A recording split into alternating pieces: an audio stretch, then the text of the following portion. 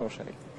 আপনার কাছে শুনি, ইয়াসিন আরাফাত, কেন ভোট আপনাকে দেবে? আমরা এখানে সংক্ষেপে বলি, 2019 সালে আমরা ডাকসুতে, তখন জামালউদ্দিন ভাই আমাদের সাথেই ছিলেন, পূর্ণাঙ্গ প্যানেল নির্বাচন করেছিলাম। তখন পরিস্থিতি ছিল খুবই কঠিন, যে নামাজ পড়তে যা তাকে আইডেন্টিফাই করা হতো যে সে শিবির করে কিনা, বিভিন্ন ট্যাগিং জঙ্গির মধ্যে কিনা। ওই পরিস্থিতির মধ্যে আমরা ইসলামী রাজনীতি নিয়ে প্রথম আসি। তখন আমাদেরকে এমনও বলা হয়েছে হয়তো আমাদের সবাইকে বহিষ্কার করে দিবে, যে আমরা এই আলাপ কেন তুললাম, 100 বছরের ইতিহাসে এই ঢাকা বিশ্ববিদ্যালয়ে আলাপ কেন তুলে না, তোমরা কোথেকে আলাপ তুলতেছো।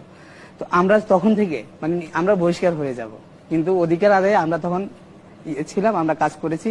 এরপর থেকে যতগুলো আন্দোলন ছিল, এমন কিছু আন্দোলন ছিল যেগুলো অনেকে অংশগ্রহণ করে নাই। যেমন বলি, ইডেনে ছাত্রী নির্যাতন, ছাত্রলীগ কর্তৃক যে নির্যাতনটা হতো, মানে এটাকে পদ দেওয়ার জন্য, যাক আমি শব্দগুলো উচ্চারণ করলাম না, এইসব ইস্যুতে আমরা সম্মুখ সারিতে থেকে আন্দোলন করেছিলাম। এটা নিয়ে কেউ আন্দোলন করেনি।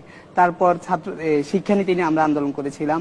তারপর 2024 যে নির্বাচন, আমরা ক্যাম্পাসে 5-6 বার মিছিল করেছিলাম, ভোটছর ভোটছর শেখ হাসিনা ভোটছর। মানে এই সাহসিকতা নিয়ে আমরা শেখ হাসিনাকে ফ্যাসিবাদ, এটা আমরা ছাত্রদলকেও হয়তো তারা ঢুকতে দিত না, কিন্তু আমরা জীবন বাজি রেখে আমরা মিছিল করেছি।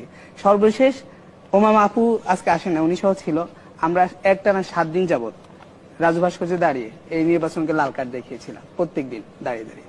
তো আমরা এই আন্দোলনগুলো করেছি প্রতিকূল পরিস্থিতিতে। আমরা যেহেতু ছাত্রদের জন্য কাজ